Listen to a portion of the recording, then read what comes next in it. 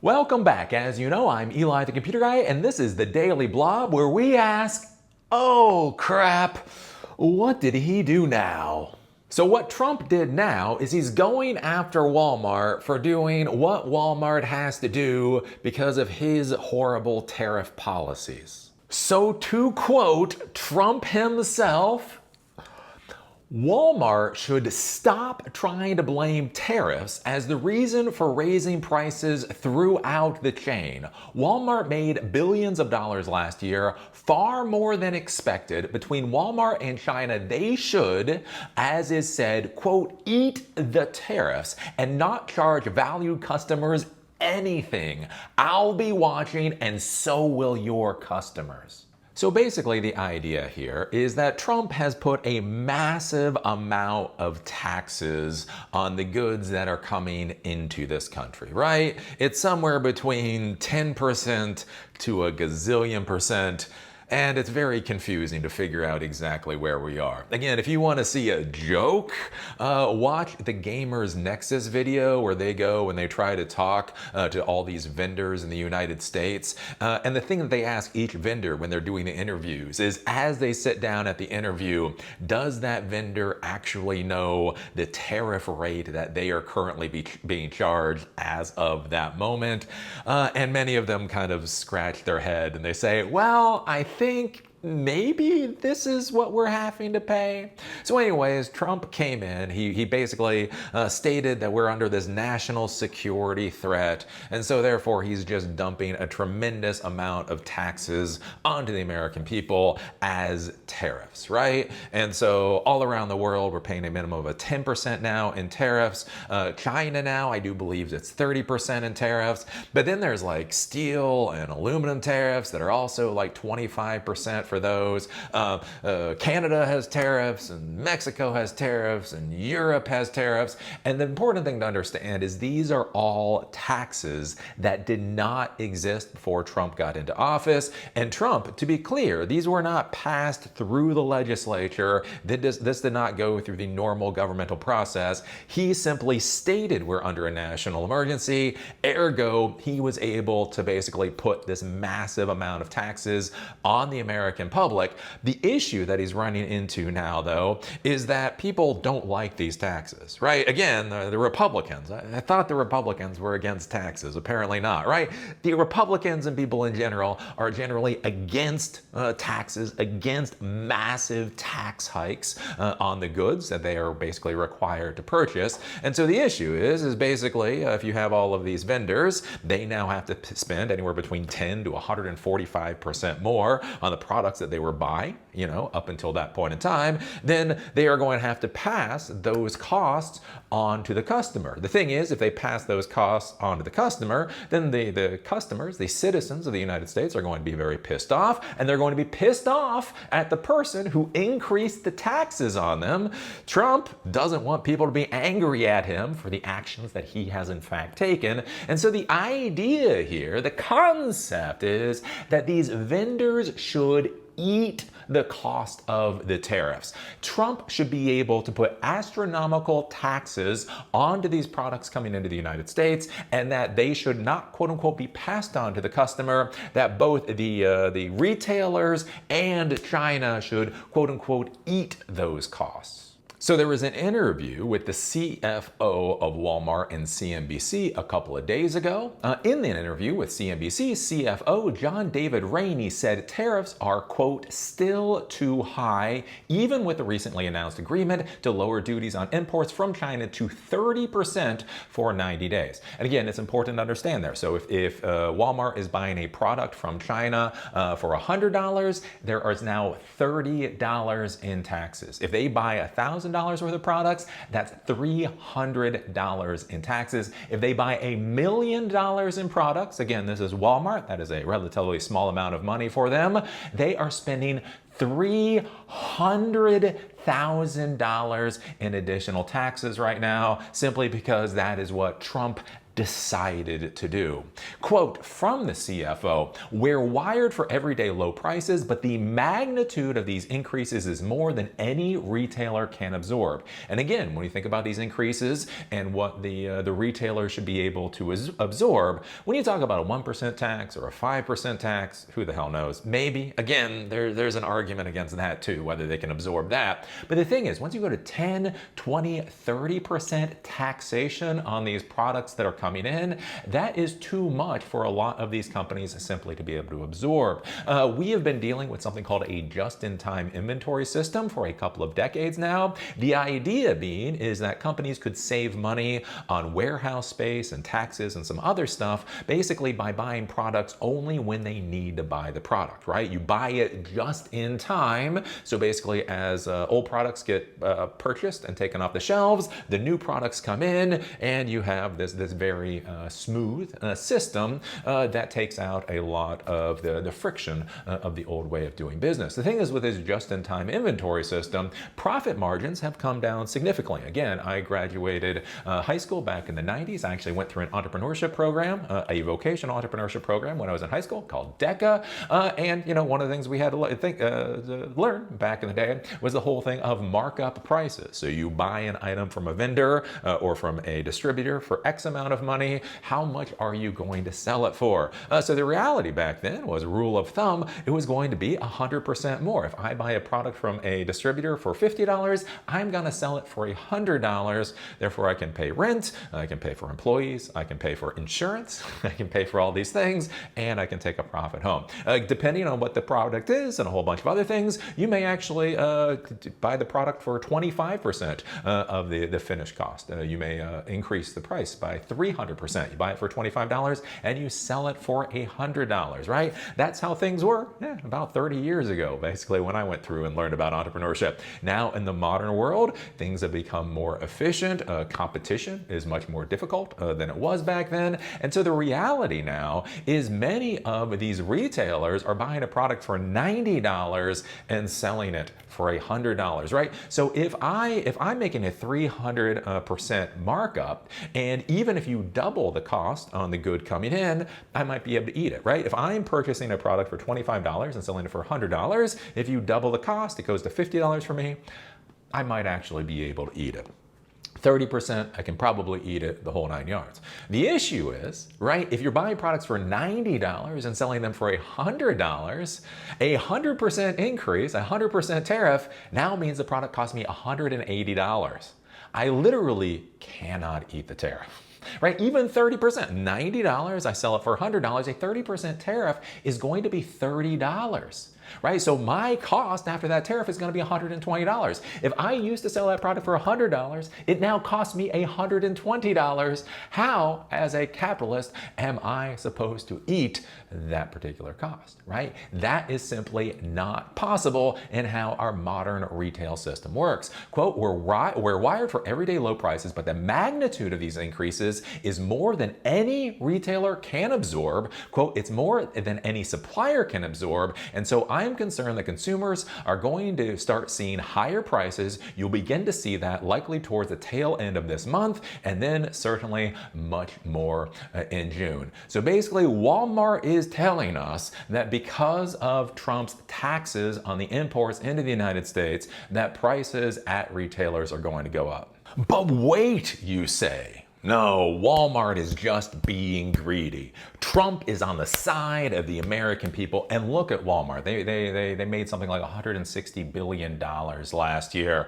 Obviously, they will be able to eat these tariffs. The issue is that that massive amount of profit is profit on aggregate for all of the establishments they have, all the employees that they have, the whole 9 yards. Walmart is just an astronomically huge company that sells just a massive amount of products. So even a small profit margin multiplied at Walmart scale turns into a huge amount of profit. But the issue that we get into with these tariffs is that these are tariffs on the individual products. And so the issue is no matter how big that overall profit is, if you tear into the profit per sale, basically it's going to destroy destroy that overall profit that they're seeing. If you look at this, and this is something to think about again with these tariffs, right? The 30% tariffs for products from China, again, 10% from Europe, 20%. Again, you try to figure out the taxes that Trump is forcing us to pay. But if you look at Walmart's gross profit margin for 2024 last year, so gross profit, all gross profit margin is basically you take the amount the product sold for minus how much it cost Walmart, and that's the gross profit margin. That's it. That is, wait for it, only 23.7%. So they buy a product and they essentially sell it for 23.7% more than they bought it for. It's a little different because of the math, but just basically that's how it goes. So think about this for a second and think about Trump telling them to eat the tariff. If the tariff is 30%, the tax is 30%, and their gross profit is 23.7%.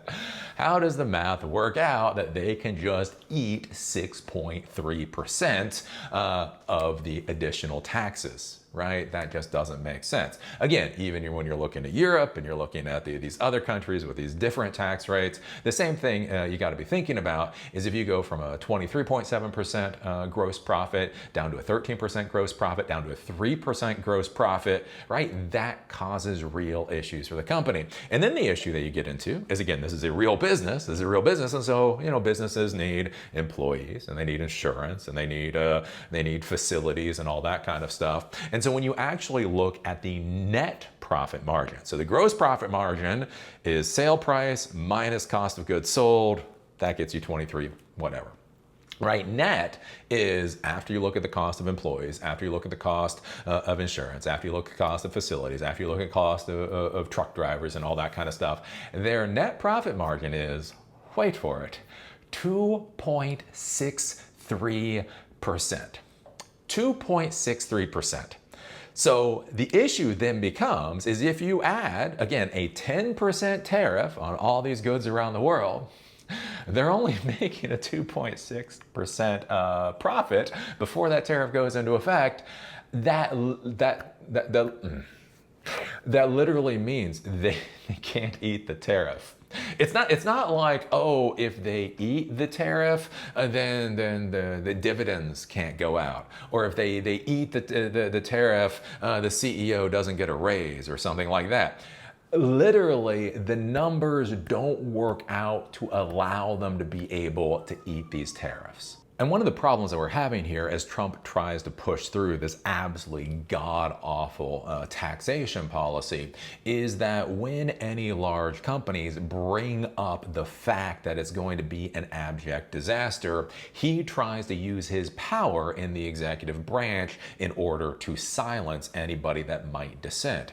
So you'll remember with Amazon. So Amazon has this like Temu clone, and basically with that Temu clone, they were thinking about spelling out what the tariff cost was going to be for the products that were being sold. Again, as an American, that seems like a good idea. Have transparency in cost. This is the amount the product costs, this is the amount for shipping, this is the amount for sales tax, and this is the amount of Trump tax, right? And basically, when Trump found out that he was going to be called out by one of the largest corporations in the world for his god-awful policies, he screamed and cried and bitched and whined to Jeff Bezos to say, please don't make it so manifestly obvious how god-awful my policy is, right? And apparently Amazon said, oh, oops, we weren't actually going to do that in the first place. And so Trump does not have to worry about Amazon calling him out. It was interesting with Mattel. Again, Mattel a couple of weeks ago basically stated that they're not going to be bringing manufacturing back to the United States. They do design in the United States. They do marketing in the United States. They have a massive amount of their corporate structure in the United States, but the manufacturing component simply was not going to come back to the United States because it fundamentally, logistically doesn't make sense. And quote from Newsweek, President Donald Trump has threatened to place a 100% tariff on Barbie maker Mattel after the company's CEO said it would continue to manufacture outside the U.S. but would be reducing its reliance on Chinese imports. Quote, I've heard Mattel say, we're going to counter, we're going to try to going somewhere else.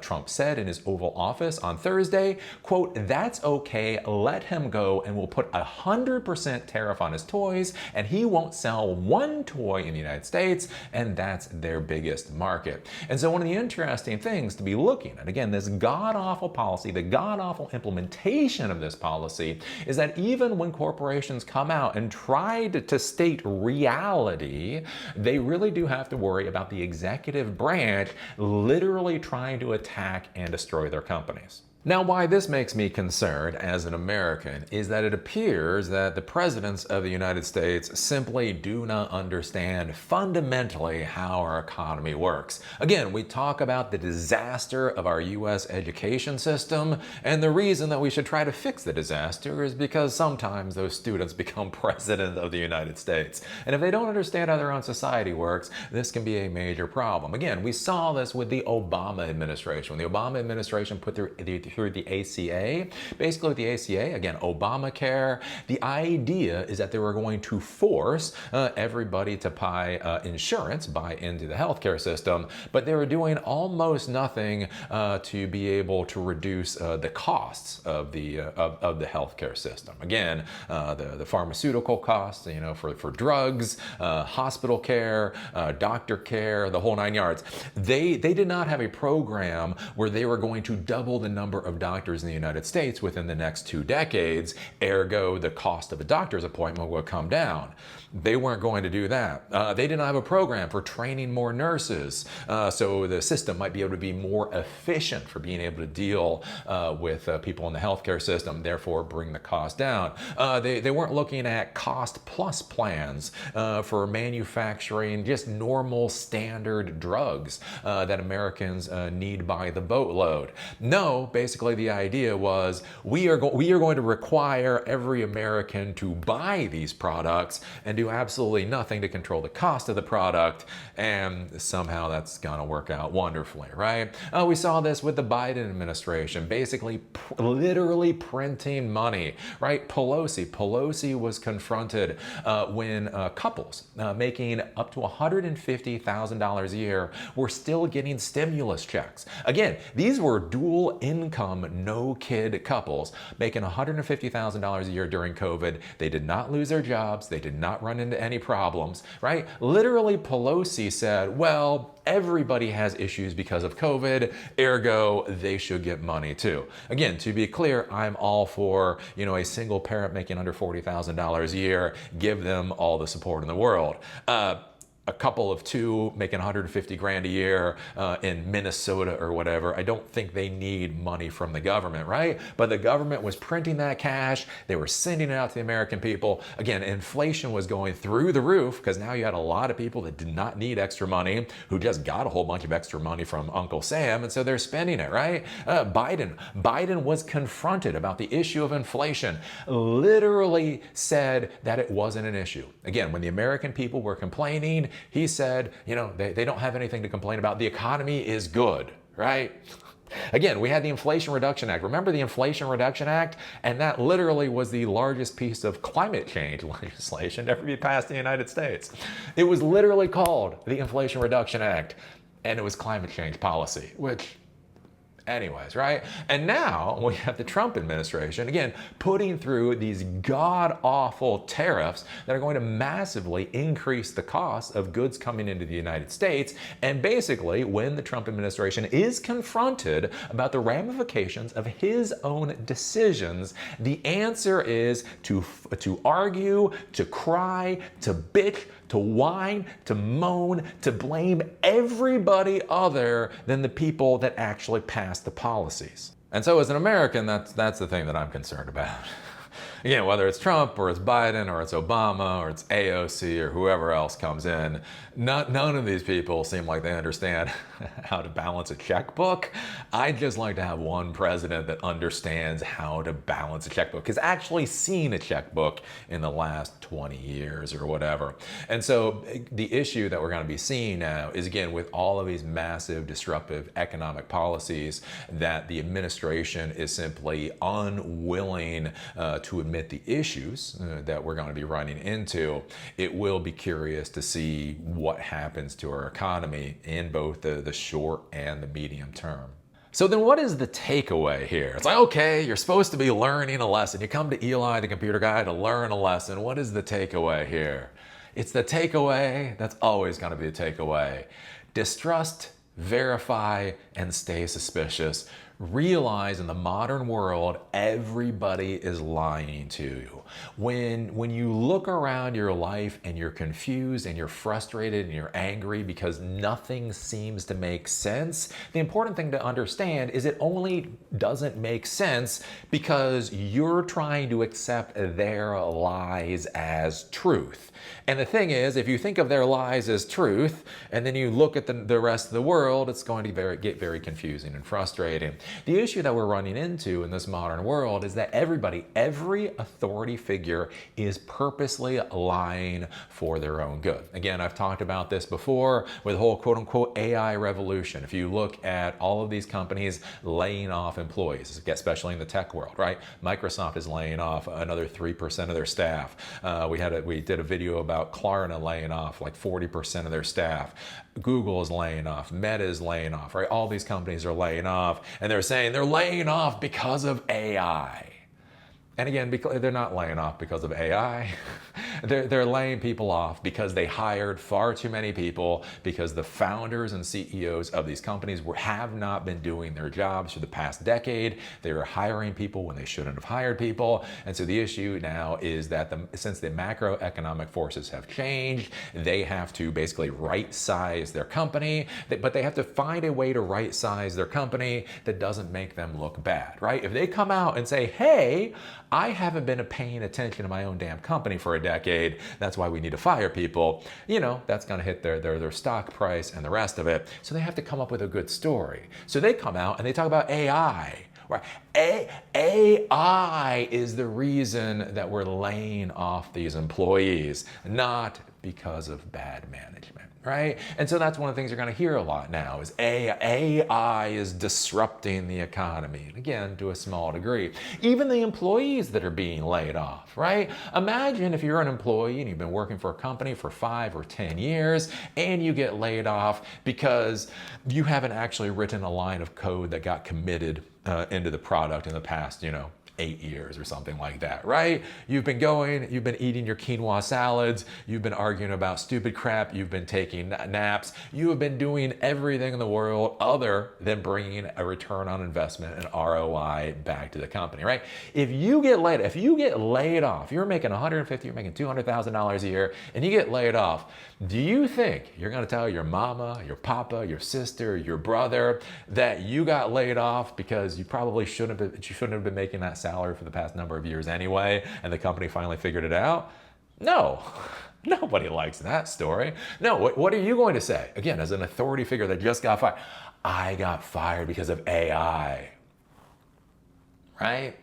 We're going to hear more and more of that. The issue now that we can't see, again, with the Trump administration and these tariffs, the problem that we're going to see is Trump is explicitly threatening companies that are stating reality. Again, if Walmart has a 24.7% gross profit margin, they can't eat a 30% increase in taxes, right? If they have a 3% net profit margin, they sure as hell can't eat any of these tariffs, right? So when they come out and say, look, the government is massively increasing taxes on how we do business, ergo, prices are going to go up. What are you going to do? Think about this. Now that Trump is coming out and explicitly threatening companies that are stating reality, how many companies are simply going to have to change the way they do business but are not going to say a word about it? They're going to have to lay off people. Again, they're going to have to do layoffs. But if they do layoffs, and it's because the cost of doing business has massively increased because of Trump's taxation, right? If they say that, they have to worry about Trump explicitly going after them. So they'll come up with other things. Oh, the reason we're laying these people off is basically they weren't working hard enough. Again, that's one of the things that you've heard, right? A lot about. Right? Again, if products are taken off the shelves, if things are happening, right? They can't state it's because of Trump's policies. They have to, come up with another reason that sounds slightly logical for whatever it is that they're going to do. And so the issue is you're in this highly disrupted environment where you can't trust any authority figure to actually tell you the truth because they're all scared, right? They're all scared that somebody is going to hear reality and then everything is going to go to hell. So the big thing that you need to be thinking about basically as an employee or as a business owner is how well do you actually understand reality? How well do you actually understand how your company works? And it is time you start taking this seriously. I've talked about this before, being in Asheville, North Carolina. Again, I am normally around business owners. I'm normally around startup founders and that type of thing. Again, in the technology world, those are the people that I hang around with because those are the interesting people. The thing that's interesting being in Asheville, North Carolina is being around a lot of tech people that are employees. Which, wow. Oh, we're not that same. We're not the same. You're like, oh, my people. And they're like, oh, no, not my people. I'm sorry, where are my people at? Anyways, it's amazing. I go and I talk with tech employees in the Asheville area, and it's like with everything going on, how does your business, make a profit? How does it make revenue? What are your main product lines? What does client acquisition cost look at a corporation that you're in? And it's amazing, none of them, and they're not even shy about it. They're like, why would I know? I do JavaScript development. Why would I understand how my business works? And so the thing is, if you have no idea how your business works, then don't be surprised when you have no idea why you got fired. And so what I would recommend for a lot of you folks is start to understand how your business works. Take your manager out for a cup of coffee and figure out what your manager cares about. Listen to what the bosses and owners of the company are saying. Look at the CNBCs of the world. Look at the industry magazines, your publications in your vertical, and see what they're stating about the environment, and then try to position yourself into that environment where it makes the most sense. Because again, do you remember even during the Great Depression, we only had 25% unemployment. Again, for the United States, that was considered the Great Depression. For some countries, that would be considered a good thing. But 75% of the population who wanted a job actually was able to continue working. So one of the things to consider, again, as this insanity is going on, is find in your environment, in your area, what are the jobs that are most likely going to stay there. I think these are some of the things that you need to be thinking about. And again, making sure your bills are paid. Don't buy that brand new house right now. Be careful with the vacations. Basically, really solidify your financial position, really solidify your professional position so that hopefully when this storm really hits, you'll be able to ride it out. Again, 75% of the population had a job during the Great Depression. For the other 25%, they were the ones that were starving. Anyways, I would prefer to be in the Great Depression, the one handing out food at the soup kitchen, not being the one getting food at the soup kitchen. But I'm an Aspie, so I don't know. That's just my opinion.